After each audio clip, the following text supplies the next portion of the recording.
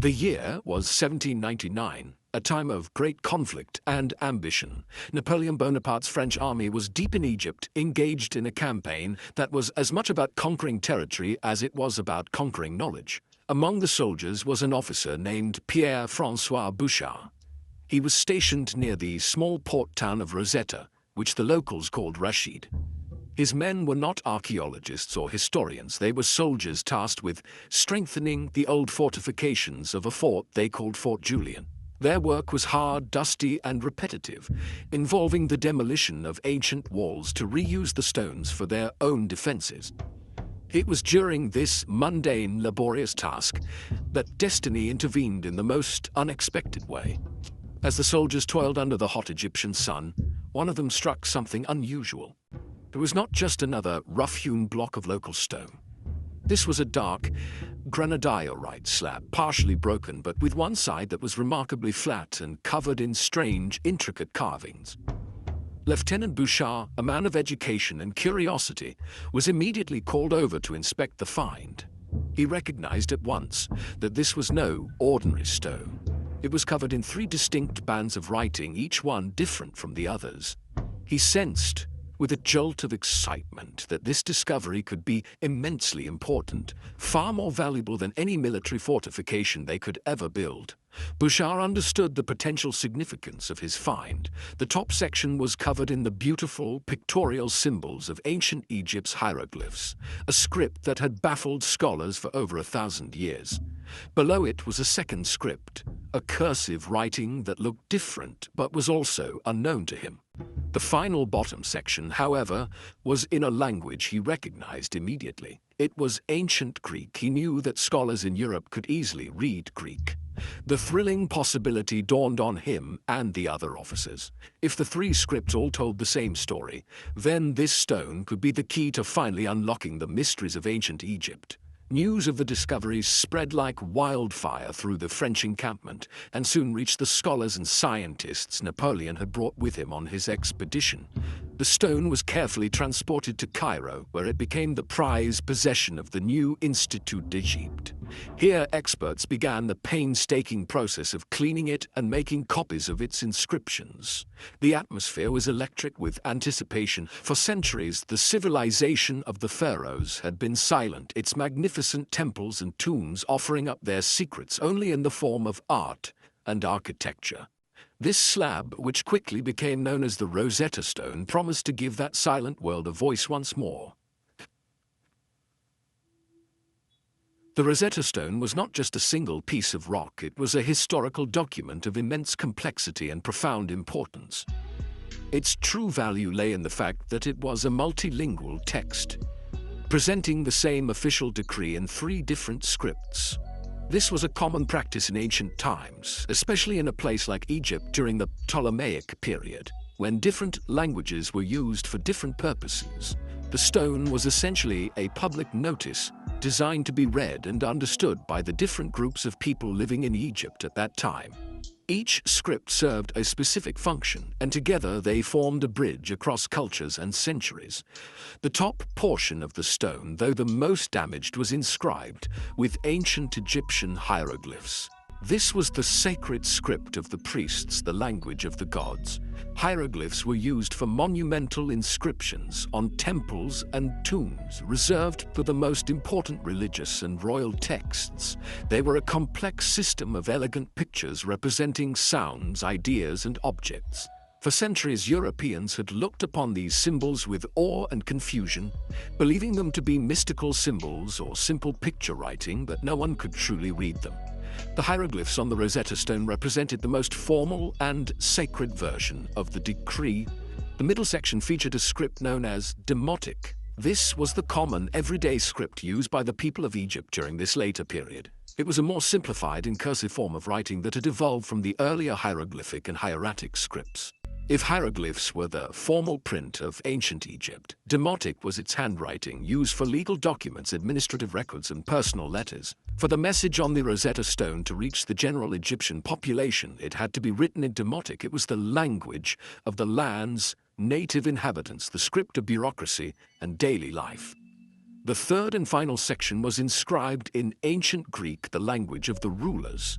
At the time the decree was written in 196 BC, Egypt was ruled by the Ptolemaic dynasty, a line of kings who were descended from one of Alexander the Great's generals. The ruling class, the court, and the administration all spoke and wrote in Greek. This was the language of government and international communication. Because many European scholars were fluent in ancient Greek, this section was the Rosetta Stone's gift to the future. It provided a complete and understandable version of the text, a known quantity against which the two unknown Egyptian scripts could finally be measured and, with hope, understood. For nearly 1,500 years, the world of the ancient Egyptians was shrouded in a profound and frustrating silence. After the fall of the last Pharaonic dynasty and the rise of Christianity and later Islam in Egypt, the ancient traditions and knowledge began to fade. The complex art of reading and writing hieroglyphs, once the domain of a highly trained class of scribes and priests, was lost. The last known hieroglyphic inscription was carved in the Temple of Philae around 394 AD. After that, the knowledge vanished completely. The intricate symbols that covered temple walls and papyrus scrolls became nothing more than mysterious decorations to all who saw them. This loss created a huge gap in human history. The civilization of ancient Egypt was one of the longest-lasting and most influential in the ancient world. They built the Great Pyramids, developed sophisticated systems of medicine and astronomy, and created breathtaking art. Yet, without the ability to read their writings, historians could only guess at the details of their lives. They could study the tombs and temples, but they could not understand the stories, the prayers, the laws, or the historical records carved into their walls. It was as if a great library had been discovered, but all the books were locked in a language that no one could speak or read. Scholars across Europe and the Middle East tried for centuries to decipher the enigmatic script. Many believed that hieroglyphs were not a true language at all, but a form of symbolic picture writing, where each symbol represented a whole idea or concept. For example, they thought a picture of a bird must simply mean bird, and a picture of an eye must represent seeing. This fundamental misunderstanding led generations of brilliant minds down the wrong path. They tried to interpret the hieroglyphs as a secret code of mystical or philosophical ideas rather than as a functional writing system that represented the sounds of a spoken language. The consequences of this silence were immense. We knew the names of a few pharaohs from the Bible and from Greek histories like Ramesses and Cheops, but we knew almost nothing about their reigns, their beliefs, or the society they ruled. The daily lives of ordinary Egyptians, their hopes, their fears, their work, and their families were a complete blank. The history of Egypt was written by outsiders, by Greeks and Romans who came long after its golden age. The Egyptians could no longer speak for themselves. Their entire civilization was trapped behind a wall of unreadable symbols, waiting for someone to find a key. The discovery of the Rosetta Stone in 1799 was the first real glimmer of hope in the long, dark quest to understand ancient Egypt. Its importance was recognized almost immediately, not for what the text itself said, a rather mundane decree praising a young king, but for the simple fact that it presented this decree in 3 different scripts. The presence of ancient Greek was the crucial element. Here, at last, was a potential anchor, a point of solid ground from which scholars could venture into the unknown territory of the Egyptian scripts. The stone was a parallel text, and such texts are the Holy Grail for anyone trying to decipher a lost language. The journey of the stone itself, however, was not straightforward. After its discovery by the French, it became a prize of war. When the French forces in Egypt were defeated by the British in 1801, the stone, along with many other antiquities, was surrendered under the terms of the Treaty of Alexandria. In 1802, the Rosetta Stone arrived in England and was presented to the British Museum in London, where it has remained ever since. While its physical location changed, its intellectual importance only grew. Plaster casts and paper copies of the inscriptions were made and distributed to universities and scholars across Europe, igniting an international race to crack the code. The Greek text was translated quickly, and it revealed the context of the inscription. The decree was issued in Memphis, Egypt in 196 BC by a council of priests. It celebrated the first anniversary of the coronation of King Ptolemy V Epiphanes. The text listed the king's many good deeds and tax repeals, and in return for his generosity, the priests pledged to establish statues and cults in his honor in temples throughout Egypt. Crucially, the final lines of the Greek text stated that the decree was to be inscribed on a stone slab in the sacred, meaning hieroglyphic, the document which is demotic and the Greek writing. This sentence confirmed beyond all doubt that the three scripts contained the same message. This confirmation transformed the problem of decipherment. It was no longer a matter of pure guesswork or philosophical speculation about the meaning of symbols. Now it was a logical puzzle, a code-breaking challenge of the highest order. Scholars knew the meaning of the overall message. The task was to match the known words and names from the Greek text to the unknown symbols in the demotic and hieroglyphic scripts. It was like having the solution to a complex mathematical equation, but needing to figure out the steps to get there. The Rosetta Stone provided all the necessary clues. It was now up to the brilliant minds of the age to put them together correctly. The intellectual race to unlock the secrets of the Rosetta Stone was dominated by two brilliant and fiercely competitive minds. The first to make significant progress was an English polymath named Thomas Young. Young was a true genius, a physician and physicist who had made important contributions to fields as diverse as optics, mechanics, and medicine. He was drawn to the puzzle of the Rosetta Stone as a challenge to his formidable intellect. He approached the problem not with the deep linguistic knowledge of some of his rivals, but with the logical and methodical mind of a scientist. He treated the scripts as a code to be broken. Looking for patterns and repetitions, Young focused his attention on a particular feature of the hieroglyphic text. He noticed that some of the hieroglyphs were enclosed in an oval shape, which we now call a cartouche.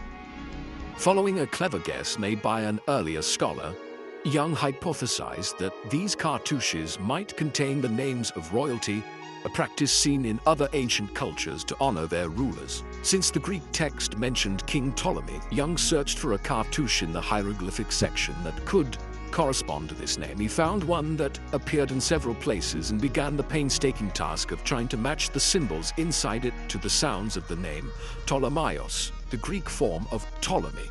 Through this methodical process, Young correctly identified several of the phonetic signs within Ptolemy's cartouche. He correctly deduced that some hieroglyphs were not purely symbolic, but represented sounds, much like the letters of our own alphabet. This was a monumental leap forward, as it shattered the long-held belief that hieroglyphs were only pictograms. He then applied his method to another cartouche from a different inscription, which he believed contained the name of the Ptolemaic queen Berenice. He managed to correctly identify a few more phonetic signs, further strengthening his theory.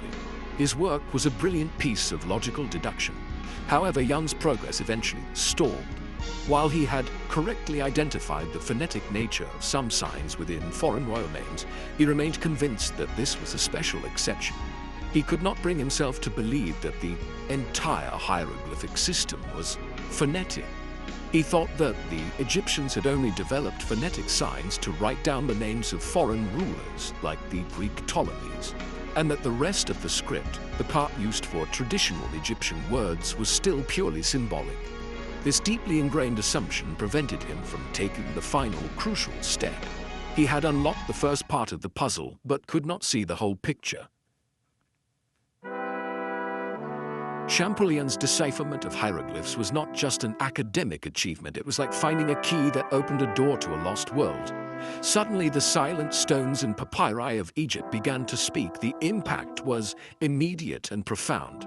For the first time in over a millennium, scholars could read the words of the ancient Egyptians themselves. The floodgates of knowledge were thrown open, and a torrent of information poured forth, transforming our understanding of this magnificent civilization. It was the beginning of the modern science of Egyptology, a field of study made possible entirely by this single breakthrough. With the ability to read hieroglyphs, historians could finally construct a detailed and accurate timeline of Egyptian history from Egyptian sources. They discovered king lists, chronicles of battles and royal decrees that allowed them to piece together the reigns of dynasties and the stories of legendary pharaohs like Tutankhamun, Hatshepsut, and Akhenaten. The grand narratives of Egyptian history, previously known only through the biased accounts of foreign writers, could now be told from the perspective of the people who lived it. The walls of Karnak and Luxor temples were no longer just decorated stone. They were history books waiting to be read. Beyond the grand history of kings and queens, the decipherment gave us an intimate look into the daily lives, beliefs, and culture of ordinary Egyptians. Scholars began to translate a vast array of text, religious hymns and spells from the Book of the Dead, which revealed their complex ideas about the afterlife, medical papyri detailing their knowledge of anatomy and surgical procedures, and even personal letters, poems, and stories that spoke of love, loss, and the everyday concerns of life along the Nile. We learn about their legal system, their administrative bureaucracy, their trade networks, and their scientific achievements. The ancient Egyptians would transform from mysterious figures into real people. The ability to read their language allowed archaeologists to understand the context of their discoveries. When a tomb was excavated, the inscriptions on the walls and objects could identify the owner, their titles, and their family history. The purpose of different artifacts became clear through the texts associated with them. This new understanding guided excavation and preservation efforts, allowing for a much more scientific and respectful approach to archaeology. Champollion's discovery did not just give Egypt its voice back, it gave us the ears to hear it, and the understanding to appreciate the full richness and complexity of its incredible legacy. Today, more than 2 centuries after its rediscovery, the Rosetta Stone remains one of the most important cultural artifacts in the world. Housed in the British Museum, it draws millions of visitors each year, most of whom come to gaze upon the very object that unlocked an entire civilization. Its fame has transcended the academic world of Egyptology. The stone has become a global icon, a powerful symbol of decipherment and the breaking of codes. Its name has been adopted by language learning software and scientific missions, forever associating it with the process of understanding the unknown and making connections between different worlds. The ongoing significance of the Rosetta Stone lies in its role as a bridge to the past. It is a tangible link to the moment when a lost part of human history was recovered. Every book written about ancient Egypt, every documentary filmed, and every museum exhibit curated owes an intellectual debt to the information this single stone helped to reveal. It reminds us that history is not static. It is a story that is constantly being uncovered and retold as new evidence comes to light. The stone is a testament to the power of a single artifact to reshape our understanding of the past and to restore a voice to those who were long silent. The story of the stone also serves as a powerful metaphor for communication and understanding. In a world often divided by language and culture, the Rosetta Stone represents the possibility of finding common ground. It demonstrates how translation and the patient work of deciphering another's language can lead to profound insights and shared knowledge. It is a monument to the idea that with the right key, even the most daunting barriers to communication can be overcome. Its 3 scripts, speaking to different communities in their own language, embody a principle of inclusivity and the universal human desire to record and share our stories. However, the stone's legacy is also complex and touches on modern debates about cultural heritage and repatriation. Its presence in London, a result of the colonial conflicts of the 19th century, is a point of contention for many Egyptians who feel that the iconic key to their own history should be returned to its country of origin. This debate adds another layer to the stone story, highlighting its role not just as a historical artifact, but as a potent symbol in contemporary cultural politics. Regardless of its physical location, its intellectual legacy is universal, belonging to all of humanity as a symbol of our shared quest for knowledge. In the end, the story of the Rosetta Stone is more than just a tale of an ancient rock and a lost language. It is a profound and inspiring message about the enduring power of human curiosity and the relentless pursuit of knowledge. It teaches us that no puzzle is unsolvable and no mystery is permanent. For centuries, the world of the Pharaohs was locked away, seemingly forever, yet through a combination of chance discovery, patient scholarship, and a flash of brilliant insight, the door to that world was finally opened. The stone stands as a permanent monument to the idea that perseverance in the face of the unknown can lead to the most extraordinary rewards. The journey from the dusty fort at Rosetta to Champollion's triumphant cry of "I've got it" is a story of human determination. It reminds us that progress is often built step by step, with each generation of thinkers adding a piece to the puzzle. Thomas Young's logical analysis laid the foundation, and Jean-François Champollion's linguistic genius built upon it to complete the structure. Their story is a classic example of how intellectual collaboration, even when fueled by rivalry, can push the boundaries of what is possible. It encourages us to value the process of learning and to never give up, even when a solution seems impossibly distant. The legacy of the Rosetta Stone challenges us to keep exploring, to keep asking questions, and to believe in our collective ability to unravel the mysteries that surround us, whether they are found in ancient texts, in the vastness of space, or within the complexities of the human mind. The spirit of discovery that led to the decipherment of hieroglyphs is the same spirit that drives scientists, artists, and explorers today. It is the fundamental human impulse to understand our world and our place within it, to connect with those who came before us, and to leave a legacy of knowledge for those who will come after. Ultimately, the Rosetta Stone is a symbol of hope. It proved that what is lost can be found, what is forgotten can be remembered, and what is silent can be made to speak again. It is a timeless reminder that the quest for knowledge is one of the most noble of all human endeavors. It inspires us to look at the world with curiosity, to embrace the challenges of the unknown, and to celebrate the incredible moments of breakthrough when a new piece of the vast puzzle of human history finally clicks into place, illuminating everything in a new and brilliant light.